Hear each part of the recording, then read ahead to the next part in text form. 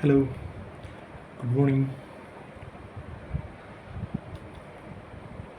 ഈ ഒരു സ്പേസ് ഇതിനെ പോഡ്കാസ്റ്റിന് മുകളിലൊരു സീക്രട്ട് സ്പേസ് എന്ന് വിളിക്കുന്നതായിരിക്കും ഇഷ്ടം.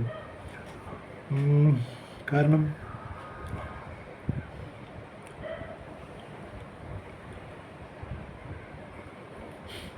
നിങ്ങളുടെ ജീവിതത്തിൽ ഞാൻ പറയുന്നു, എൻ്റെ ജീവിതത്തിൽ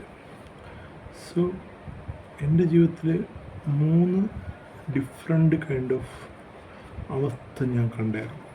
ഇപ്പം 19 വയസ്സായി. 19ാമത്തെ വയസ്സ് നിൽക്കുമ്പോഴത്തേക്കും ഒരവസ്ഥ എന്ന് പറയുന്നത് ഒരു പർട്ടിക്കുലർ ടൈമിൽ ആരോ ഉണ്ട് കൂടെ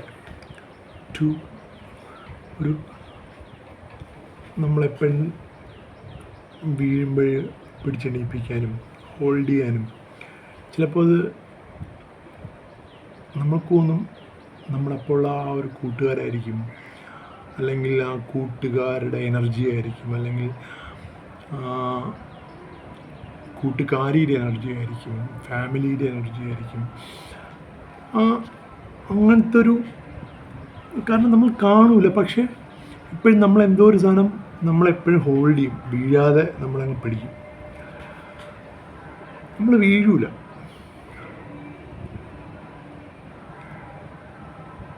ഭയങ്കര നമ്മൾ ആ സമയത്ത് ഇങ്ങനെ എക്സ്പ്ലോർ ചെയ്ത് നമുക്കറിയാം വീഴാൻ പോണില്ല. പക്ഷേ ഒരു പർട്ടിക്കുലർ ടൈം എത്തുമ്പോഴത്തേക്കും നമ്മൾ പോലും വിചാരിക്കൂല, ഓക്കെ ഈ ആളായിരുന്നല്ലേ എന്നെ ഹോൾഡ് ചെയ്തിരുന്നത്, എന്നെ താങ്ങി നിർത്തിയിരുന്നത്. ആ ബോധം അല്ലെങ്കിൽ അത് മനസ്സിലാക്കുന്നൊരു ടൈമുണ്ട്. ആ ഹോൾഡ് ചെയ്ത് നിർത്തിയിരുന്ന ആള് ജീവിതത്തിൽ നിന്ന് പോകുമ്പോൾ അവിടെ ആക്ച്വലി ലിറ്ററലി ഒരു ലോസ്റ്റ് സ്റ്റേജിലെത്തും. ഈ ലോസ്റ്റ് സ്റ്റേജിലെത്തുന്നത് എല്ലാവരും എത്തൂല.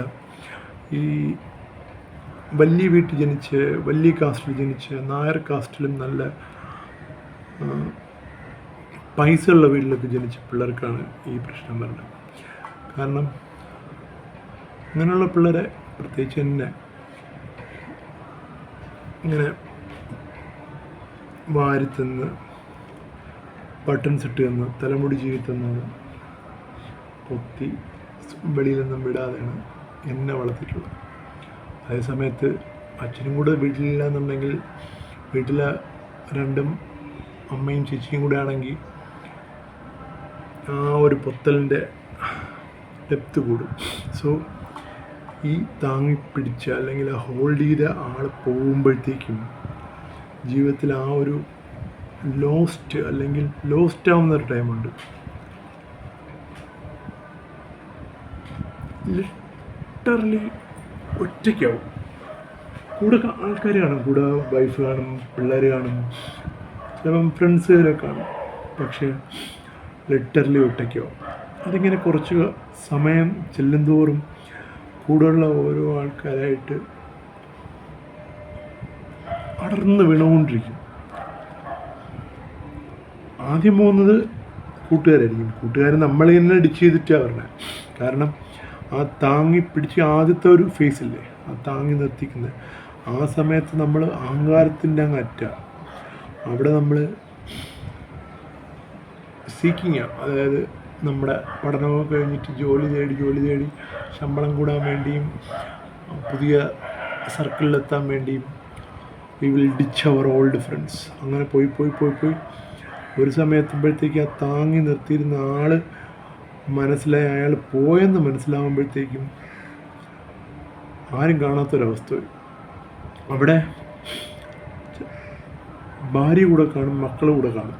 പക്ഷേ ഈ ഭാര്യയും മക്കളെയും താങ്ങി നിർത്തേണ്ടത് കടമ ഒരു പർട്ടിക്കുലർ ആൾ, ഒരു ആണായ എന്നിൽ വന്നപ്പോഴത്തേക്കും ഞാൻ ലിറ്ററലി ലോസ്റ്റായി. സോ ഈ രണ്ടാമത്തെ സ്ഥലം എത്തി.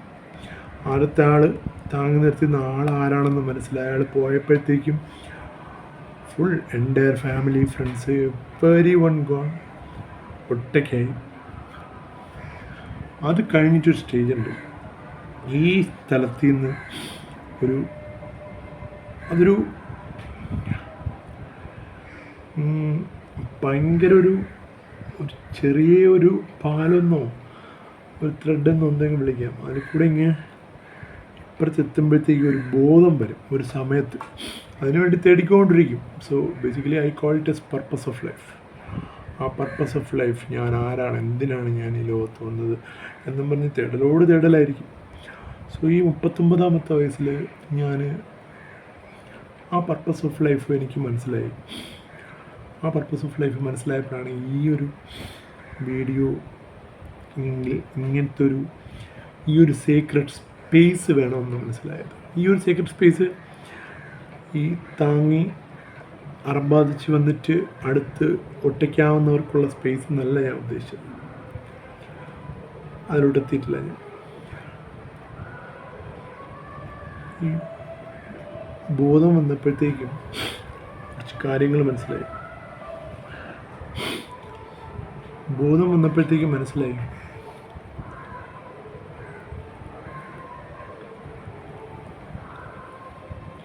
കൂടെ ഉണ്ടായിരുന്ന ഭാര്യയും മക്കളെയും പോലും ഇതുവരെയായിട്ടും താങ്ങി നിർത്താനോ അവർക്ക് പ്രൊട്ടക്ഷൻ കൊടുക്കാനോ അവരെ ഒന്ന് ഹോൾഡ് ചെയ്യാനോ അവരെ ഒന്ന് ഓക്കെ അവർക്കൊരു വിശ്വാസം അല്ലെങ്കിൽ അവർക്കൊരു എനർജി കൊടുക്കാനോ എനിക്ക് കഴിഞ്ഞിട്ടില്ല. ബോധം വന്നപ്പോഴാണ് ആ സാധനമെല്ലാം മനസ്സിലാവുന്നത്. ഫസ്റ്റ് സ്റ്റേജിൽ അഹങ്കാരമാണ്. വിചാരിക്കും എല്ലാം കൊടുക്കുന്നുണ്ടെന്ന് വിചാരിക്കും. മക്കളെ കൊണ്ട് പാർക്കിൽ പോണ, മക്കളെ സ്കൂളിൽ വിടണ, മക്കളെ കൊണ്ട് സിനിമയ്ക്ക് പോണ, മക്കൾക്ക് അത് വാങ്ങിച്ചു കൊടുക്കുക. എനിക്ക് 2 പിള്ളേരാണ്. 3ാമത്തെ ആൾ ലോഡി. 2 പിള്ളേരിൽ ഒരാൾ 5 വയസ്സ് ആദി, 2ാമത്തെ ആൾ അനുമിത 11 വയസ്സ്. സോ ഈ രണ്ടുപേരെയും ഞാൻ താങ്ങി നിർത്തിയിട്ടുമില്ല, ഹോൾഡ് ചെയ്തിട്ടുമില്ല, അവർക്ക് വേണ്ട എന്താണെന്ന് മനസ്സിലാക്കിയിട്ടുമില്ല. അത് മനസ്സിലാക്കുന്നത് ഈ ബോധം വന്ന 3ാമത്തെ സ്റ്റേജിലാണ്. അതായത് ഈ ആദ്യത്തെ ഒരു ഇൻവിസിബിൾ ആളുണ്ടല്ലോ താങ്ങി നിർത്തിയിരുന്നത്. നമ്മുടെ പുരാണങ്ങളിലും ബൈബിളിലൊക്കെ ഉണ്ടൊരു ഗാർഡിയൻ ഏഞ്ചൽ. അതേപോലത്തെ ഒരു ഏഞ്ചൽ താങ്ങി നിർത്തിയിരുന്നു. അയാൾ പോയപ്പോഴത്തേക്കും വീണു, ലോസ്റ്റായി. പിന്നൊരു സമയത്ത് ബോധം വരും. ആ ബോധമാണ് ബിക്കമിങ്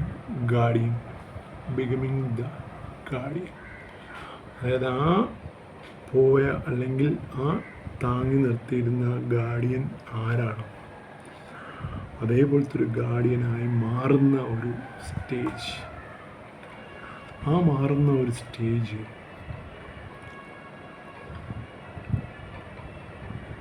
അതൊരു ബോധമാണ്, അവയർനെസ്. ഒരു മനുഷ്യന് വേണ്ട ഒരു സിമ്പിൾ അവയർനെസ്.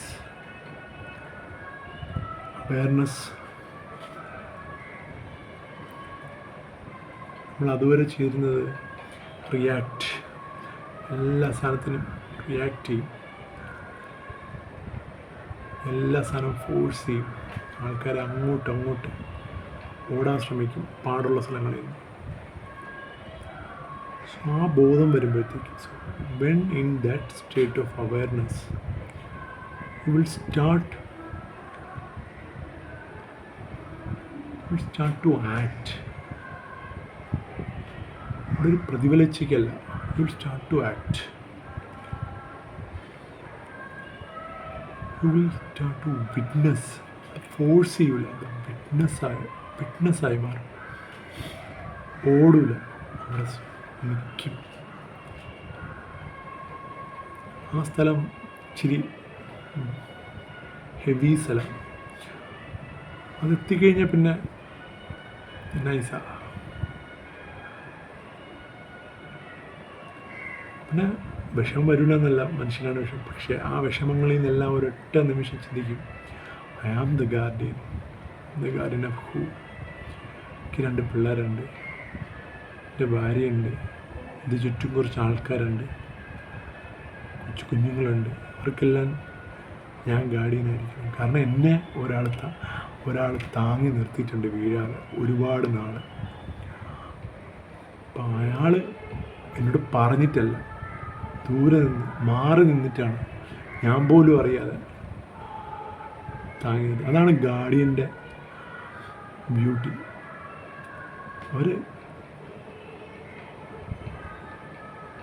ഒരു ഗൈഡിയും നമ്മളെ കാണാൻ പഠിപ്പിക്കും.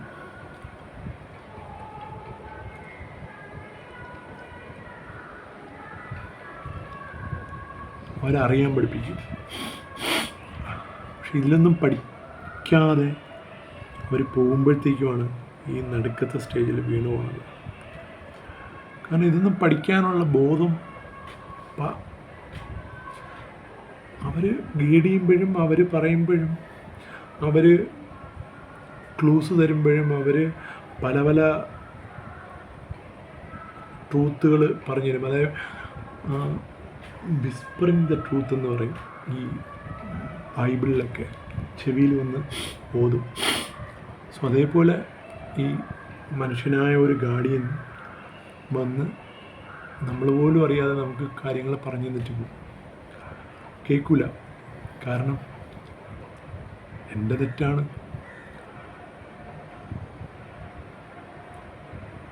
എൻ്റെ തെറ്റാണോ? എനിക്ക് കേൾക്കാൻ എന്തുകൊണ്ടാണ് പറ്റാത്തത്? എന്താ പറ്റാതെ പോയത്?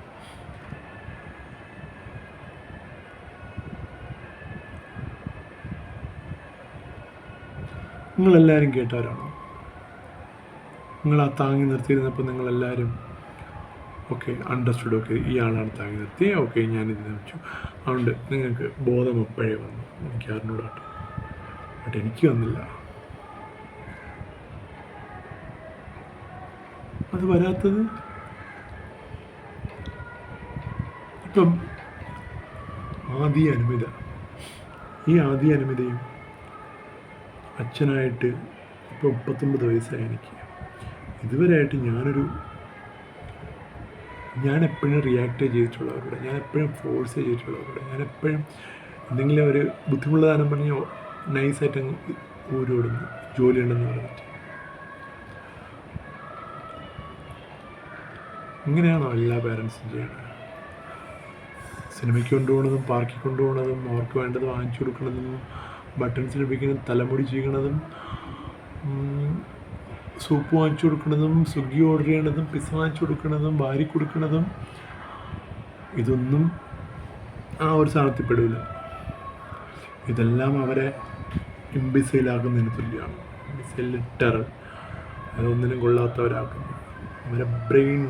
അവരെ ബ്രെയിൻ വളർച്ചയില്ലാതാക്കുന്നു. അവരെ സോൾ കറപ്റ്റാക്കുന്ന കാര്യങ്ങൾ. അതെ, ഞാനങ്ങനെയാണോ വളർന്നത്? എൻ്റെ ആദ്യം ഇതുവരെ അങ്ങനെയല്ല. ആദ്യം ഒറ്റയ്ക്കാണ് കുളിക്കണേ, ഒറ്റയ്ക്കാണ് ഫുഡ് കഴിക്കണേ. ഇവിടെ വരുമ്പോൾ മാത്രമാണ് അമ്മമ്മ വാരി കൊടുക്കുന്നത്. നല്ലൊരു അമ്മയെ കിട്ടിയിട്ടുണ്ട്, ഭാഗ്യം. അമ്മ അവരെ ഹോൾഡ് ചെയ്യുന്നുണ്ട്. അമ്മ ആരും ഹോൾഡ് ചെയ്യുന്നു? ആരുമില്ല. 3ാമത്തെ പ്രസവത്തിങ്ങനെ അമ്മയെ ഹോൾഡ് ചെയ്യാൻ ആരുമില്ല. ഞാൻ ലോസ്റ്റായിരുന്നു കുറച്ച് നാൾ. ലോസ്റ്റിൻ്റെ പേരും പറഞ്ഞ് നടന്നു. ഇപ്പോൾ ഇതാ ജോലിയില്ലാതെ. പക്ഷേ ഇപ്പോൾ ബോധം വന്നു. ഈ ബോധം വന്നപ്പം തോന്നിയതാണ് ഒരു സീക്രട്ട് സ്പേസ്. ഈ ബോധം വന്നിട്ടുള്ള കുറച്ച് ഹ്യൂമൻസ്, ഇത് റെസൊണേറ്റ് ചെയ്യാൻ പറ്റുന്ന കുറച്ച് ആൾക്കാർ അവിടെ ഉണ്ടാവും. ഇത് കേൾക്കുന്നവർ. ഒരു ഓൺലൈൻ സ്പേസ് ആയിരിക്കാം, അല്ലെങ്കിൽ ചെറിയ സിറ്റിക്കകത്തുള്ള അർബൻ സ്പേസ് ആയിരിക്കാം, വില്ലേജിലുള്ള സ്പേസുകളായിരിക്കാം. ഇവിടെ നമ്മുടെ മക്കളെ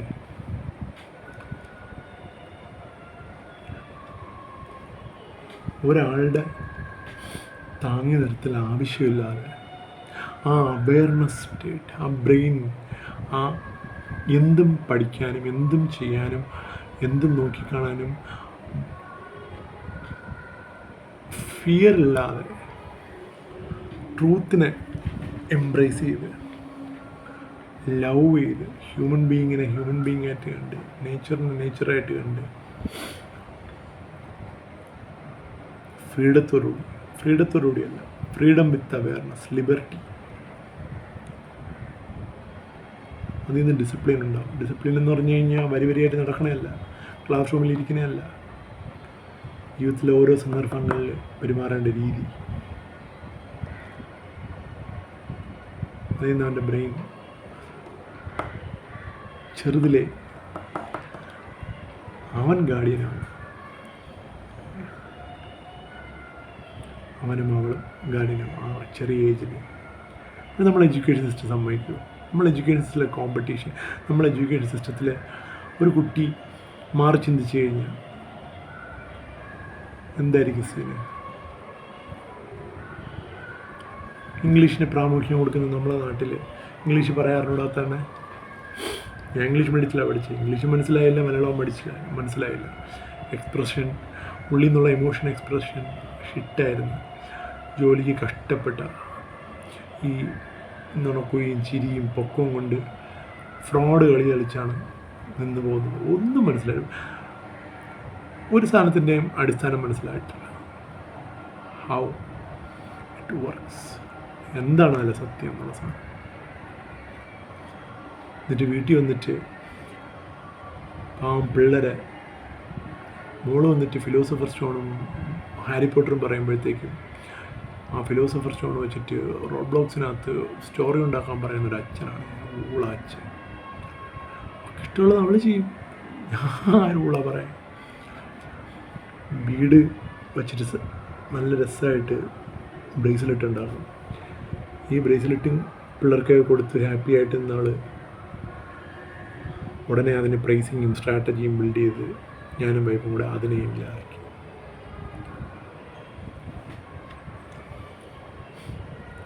ഇളയാൾ 5 വയസ്സേ ആയിട്ടുള്ളൂ, ഇതുവരെ കോൺഷ്യസ്നസ് കറപ്റ്റായിട്ടില്ല. എപ്പോഴും ദൈവമാണ്, ഓടി നടന്ന് ഇങ്ങനെ അതേപോലെ നമുക്ക് നിൽക്കാൻ പറ്റുമോ? അതേപോലെ നിൽക്കാനുള്ളൊരു സ്ഥലം, അതാണ് ഈ സ്പേസ്, സീക്രട്ട് സ്പേസ്. ആ സീക്രട്ട് സ്പേസിനെ ദൂരെ നിന്ന് നോക്കിക്കാണുന്ന കുറച്ച് ആൾക്കാർ ആ സീക്രട്ട് സ്പേസിനെ ഡിസൈൻ ചെയ്യുന്നു. സാധാരണ ഡിസൈനല്ല, alchemy design principles. Alchemy design principle വേറൊരു എപ്പിസോഡ് പറയാം. അങ്ങനെ ഡിസൈൻ ചെയ്യുന്ന ഒരു സ്ഥലം. മോണ്ടിസോറി മെത്തേഡും ഗുരുകുലവും കേട്ടിട്ടുണ്ടോ? അതേപോലത്തുള്ള ഒരു ചെറിയ അന്തരീക്ഷങ്ങൾ നമ്മുടെ കുട്ടികൾക്ക്. എഡ്യൂക്കേഷൻ സിസ്റ്റം മാറ്റാനോ ഒന്നും പറ്റില്ല. Nothing can be change. It's a business, big business. So വൈകുന്നേരങ്ങളിലോ രാവിലെകളിലോ അവർക്ക് അവിടെ വന്നിരുന്ന് പാരൻസായിട്ടിരിക്കാനോ എപ്പോൾ വന്നിരിക്കാൻ, രാത്രിയോ എപ്പോഴും വേണോ അവർക്ക് അവിടെ വന്നിട്ട് റിയൽ ലൈഫിലുള്ള കാര്യങ്ങൾ അവർക്ക് തൊട്ട് മനസ്സിലാക്കാനും. എത്ര പേർക്ക് E=mc² റിയൽ ലൈഫുമായിട്ട് കണക്ട് ചെയ്ത് പറയാൻ അറിയാം? ഇതിലെ ഒരാൾക്കറിയാമോ? അറിയായിരിക്കും, എനിക്കറിയാം. ന്യൂട്രോണും പ്രോട്ടോണും ഇലക്ട്രോണും. ഈ ഇലക്ട്രോൺ എന്ന് പറഞ്ഞാൽ റൗണ്ടായിട്ട് ബോൾ പോലെ ഇരിക്കുന്ന സാധനം അല്ല എന്ന് മനസ്സിലാക്കാൻ ബോധം വന്നിട്ടുണ്ട്.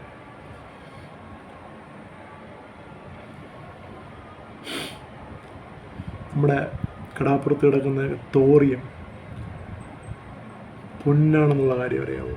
പീരിയോഡിക് ടേബിൾ എടുത്ത് വെച്ചിട്ട് നോക്കിയാൽ മനസ്സിലാവും.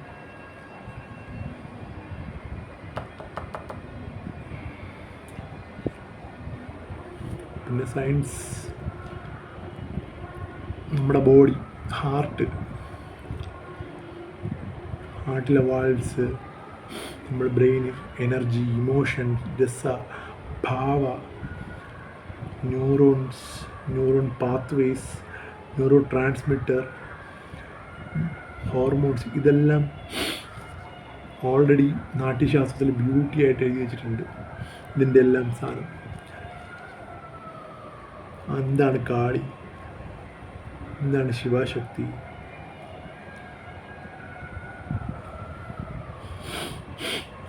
എങ്ങനെയാണ് നമുക്ക് എനർജി പോണത്, ഇറ്റ്സ് ഓൾ ആക്ച്വലി ഡീകോഡ് ചെയ്യാൻ പറ്റും. പക്ഷേ അവയർനെസ്സാണ്. ആ അവയർനെസ് നമുക്ക് പിള്ളേർക്ക് കൊടുക്കാൻ പറ്റും. അവർ ആ അവയർനെസ് കിട്ടിക്കഴിഞ്ഞാൽ അവർക്ക് 10ാം ക്ലാസ്സിലെ ഫിസിക്സ് അല്ലെങ്കിൽ MBBSലെ എന്ത് സാധനം അവർക്ക് ക്രാക്ക് ചെയ്യാം. I'm challenging right no. എനിക്ക് I can crack IAS. Literally I'm challenging. എനിക്ക് BTech ഇല്ല, ഇതുണ്ട്, അതുകൊണ്ട് IAS എഴുതാൻ പറ്റില്ല. But I'm challenging someone there അവിടെ. ആ ചലഞ്ചൊന്നുമില്ല.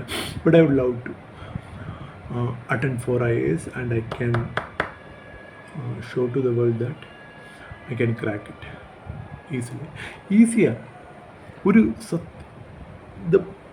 സത്യം മനസ്സിലാക്കിയാൽ മതി, സത്യം കാണാൻ പഠിച്ചാൽ മതി.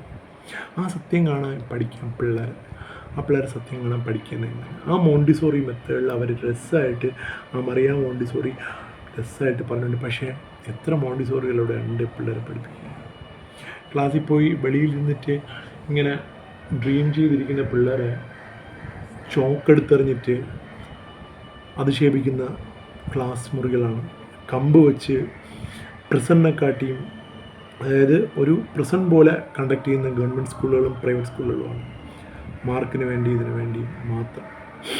പക്ഷേ ഇപ്പോഴത്തെ എഞ്ചിനീയറിംഗ് സിലബസൊക്കെ ഞാൻ നോക്കിയാൽ ബ്യൂട്ടി മാറിയിട്ടുണ്ട്. പക്ഷേ ആരാ പഠിപ്പിക്കുന്നത്? നമ്മളെപ്പോലത്തുള്ള ജനറേഷനാണ്.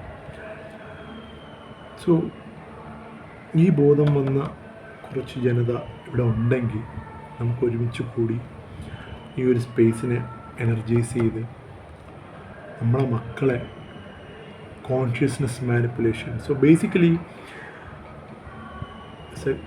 അറിയാം, എല്ലാവർക്കും അറിയാം, Macaulay introduced English to create a bunch of clerks who can act like English, behave like English with brown skin. അതായത് ക്ലർക്സിനെ വേണം അവരെ ട്രേഡിങ് നടത്താൻ.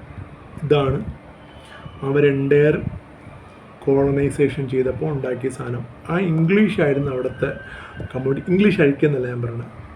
ഇംഗ്ലീഷിനെ എങ്ങനെ യൂസ് ചെയ്യാം, ChatGPT വെച്ചിട്ട് എങ്ങനെ ഇംഗ്ലീഷിനെ ബ്യൂട്ടി ആക്കാം. കേരള നോളജ് എക്കോണമി എന്ന് പറയുന്നൊരു മിഷൻ ഇപ്പം നടപ്പിലായിക്കൊണ്ടിരിക്കുക. ഈ സമയത്ത് നമ്മൾ തിരിച്ച് വീണ്ടും ഇൻഡസ്ട്രിയൽ സൈഡിലോട്ട് പോകരുത്. ഇൻഡസ്ട്രിയൽ ആ ഒരു പർട്ടിക്കുലർ നോളജ് ഡൊമൈനിലോട്ട് പോയില്ല. വി ഷുഡ് നമ്മുടെ ഉപനിഷത്ത്, നമ്മുടെ വേദ, നമ്മുടെ കിടപ്പുണ്ട് ബാക്കിൽ. ഗുരുകുലവും മറിയ മോണ്ടിസോറി ആ കൾച്ചറിലുള്ളവർ, ആ മറിയ മോണ്ടിസോറിയും ആ ഗുരുകുലവും എക്സാക്ട്ലി സെയിം. അതായത് നേച്ചറിനനുസരിച്ച് ജീവിക്കുക. അവിടെ ടീച്ചർ എന്ന് പറഞ്ഞു കഴിഞ്ഞാൽ, ഒരു ടീച്ചർ എന്ന് പറഞ്ഞാൽ അവിടെ ടീച്ചറിൻ്റെ കർത്തവ്യം എന്ന് പറഞ്ഞു കഴിഞ്ഞാൽ ഇറ്റ്സ് ഗാർഡിയൻ. നോക്കി കണ്ട് നിൽക്കുക. ഗൈഡൻസ് എന്നൊക്കെ പറയണത് ഭയങ്കര. ആ മറിയ മോണ്ടിസോറി മെത്തേഡിൽ ഒരു കുട്ടിയെ ഷൂസ് ഇടാൻ പറ്റാത്തൊരു കുട്ടിയെ ചെന്ന് ഷൂസ് ഇടിപ്പിക്കുന്ന നല്ല ഒരു ടീച്ചർ, വാരി കൊടുക്കുന്ന നല്ല ടീച്ചർ. പിള്ളേരവിടെ സ്വന്തമായിട്ട് ക്ലാസ് റൂമിലുള്ള ടേബിൾസ് മാറ്റുകയും ടേബിൾസ് ഉണ്ടാക്കുകയും വൃത്തിയാക്കുകയും അവർക്ക് അനുസരിച്ചിട്ടുള്ള എക്യുപ്മെൻറ്റ്സ് കാര്യങ്ങളൊക്കെയാണ് അവിടെ ചിൽഡ്രൻസ് ഹൗസ് എന്ന് പറയുന്നത്. അതേപോലത്തുള്ള ചെറിയ ചെറിയ സ്പേസുകൾ നമുക്ക് ഉണ്ടായിക്കൂടെ? സോ അതിലേക്കുള്ള ഒരു കോളാണ് ഈ ഒരു ഇത്. സോ ബോധം വന്നുകൊണ്ട് ഈ ഒരു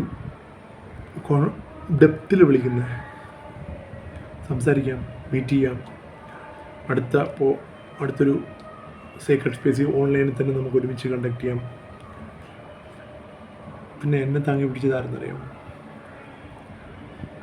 എൻ്റെ അച്ഛൻ.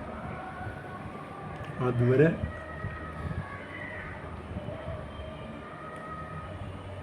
ICUവിൽ അവസാനം ചെന്ന് കാണുമ്പോഴത്തേക്കും കണ്ണിങ്ങനെ തുറന്നിട്ട് പുള്ളിക്കാരെന്തോ പറഞ്ഞു. ആ പറഞ്ഞത് ഞാൻ കേട്ടത് കുറച്ച് ദിവസം മുന്നേ. 1 വർഷം കഴിഞ്ഞ് മരിച്ചിട്ട് അന്ന് പറഞ്ഞില്ല, ബട്ട് അന്നെന്തോ പറഞ്ഞു. കണ്ണു തുറന്നു, പക്ഷെ പറയുകയും ചെയ്തു. ആ ഗാർഡിയൻ എന്തായിരിക്കും പറഞ്ഞത്? ഡേയ്, കുറച്ചുകൂടെ നാൾ ജീവിക്കണമെന്ന് ആഗ്രഹമുണ്ട്, നിന്നെ ഒന്ന് ഹോൾഡ് ചെയ്യാൻ. നീ ഇപ്പോഴും കടന്നിട്ടില്ല പാലം. ഡേയ് രാക്കു,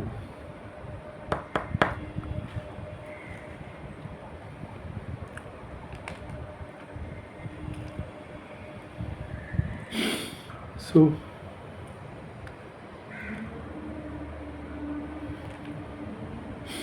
thank you so much for listening to it.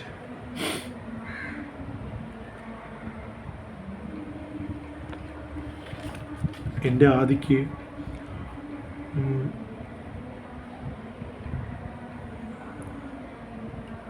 അട്ട, സ്നെയില്, ഇതൊക്കെയാണ് ഫ്രണ്ട്സ്, പെറ്റ്സ്. നാട്ടിൽ കഴിഞ്ഞ ഒരു വർഷം ഉണ്ടായിരുന്നപ്പോഴത്തേക്കും മുളയും മണ്ണും വെച്ച് അതിൻ്റെ ഇടയിൽ അവൾക്ക് നിൽക്കാനാണ് ഇഷ്ടം. അവൾക്ക് ചൂടത്തിടന്നുറങ്ങാൻ പ്രശ്നമില്ല. അവൾക്ക് ഏറ്റവും ഇഷ്ടം മട്ട സൂപ്പാണ്. അവൾ വിശക്കുമ്പം മാത്രമേ വന്ന് കഴിക്കൂ. അവൾ കരയുമ്പം കരയും, ചിരിക്കുമ്പം ചിരിക്കും. ഇവിടെയുള്ള ഈ ബെഡിനെ എടുത്തിട്ട് ട്രയാങ്കിൾ ഉണ്ടാക്കി അതിനകത്ത് കയറിയിരിക്കും. എനിക്കതൊക്കെ ചെയ്യാൻ ഇഷ്ടം. പക്ഷെ അതൊക്കെ ചെയ്യാൻ പറ്റുമോ? ഓടണ്ടേ ജോലിക്കും പദവിക്കും. ആൻഡ് പിന്നെ ആ ഗാർഡിയൻ ആയപ്പോഴേ എൻ്റെ അച്ഛനോട് ഞാൻ പറഞ്ഞു, അച്ഛാ ഇനി റെസ്റ്റ് എടുത്തു. എൻ്റെ അച്ഛനെ ഞാൻ ബലിയിട്ടില്ലായിരുന്നു. അച്ഛൻ്റെ ചിതയും കത്തിച്ചത് ഞാനല്ല. സോ അച്ഛനോട് ഞാൻ പറഞ്ഞു, ബോധം വന്നപ്പോൾ, ഗാർഡിയൻ എന്നുള്ള ബോധം വന്നപ്പോൾ, അച്ഛാ കിട്ടി, റെസ്റ്റ് എടുത്തോ ബ്രോ. ഞാൻ ബ്രോ എന്നാണ് വിളിക്കുന്നത്. ബ്രോ റെസ്റ്റ് എടുത്തോ, ഞാൻ ടേക്ക് കെയർ ചെയ്തോളാം. എൻ്റെ പിള്ളേരെയും എൻ്റെ ഭാര്യയും മാത്രമല്ല, അച്ഛനിഷ്ടമുള്ള എല്ലാവരെയും. ഞാൻ വെറുപ്പോടുകൂടി കണ്ടിട്ടുള്ള ഒരുപാട് പേരുണ്ട് അതിൽ. എൻ്റെ അമ്മ, എൻ്റെ ചേച്ചി, അളിയൻ, അവരെ മക്കൾ, ഇവരെല്ലാവരെയും ഞാൻ ഹോൾഡ് ചെയ്യും. I have that power. ജോലിയില്ലായിരിക്കുക, പക്ഷേ നാളെ ഒരു ഊബർ അറ്റാച്ച് ചെയ്ത് അടുത്ത മാസം ഓടാനുള്ള ക്യാപ്പബിലിറ്റി വന്നു. അതേസമയം UX ഡിസൈൻ ചെയ്യാനും, അതേസമയം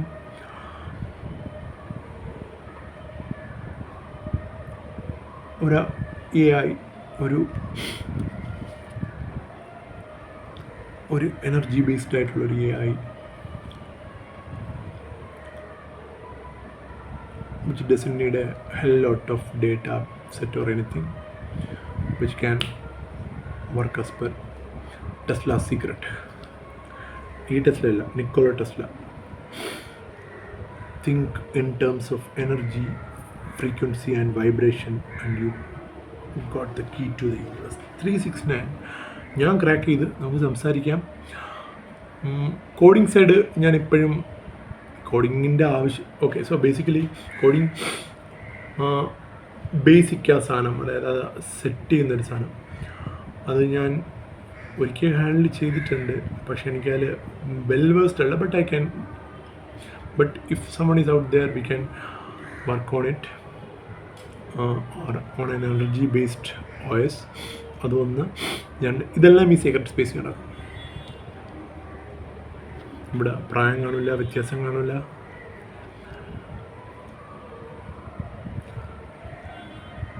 ഇതിൽ ലോസ്റ്റ് ആയവരും കാണും, ലോസ്റ്റ് ആയവരും വരും. നമുക്കങ്ങനെ തരംതിരിവില്ല. ഗാർഡിയൻസ് ഒരിക്കലും തരംതിരിക്കില്ല. ഗാർഡിയൻസ് ആരെയും ഹോൾഡ് ചെയ്യേയില്ല. അവർ കാണുന്നത് ഗാർഡിയൻസിന് ഒന്നും വേണ്ട. They don't expect anything.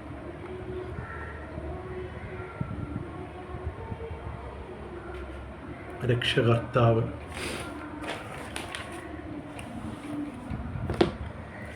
Guardians are like alchemists who can give the lens of awareness to humans. അത് പിള്ളേർക്ക് മാത്രമല്ല, എല്ലാവർക്കും കൊടുക്കണം. കറപ്റ്റായിട്ടുള്ള കോൺഷ്യസ്നെസ് നമ്മുടെ എഡ്യൂക്കേഷൻ സിസ്റ്റത്തിന് സ്റ്റാർട്ട് ചെയ്ത് അത് മാറ്റാൻ അവയർനെസ്സിൻ്റെ ആ ഒരു lens we can give dum without dum knowing. Let's take care. Love you all.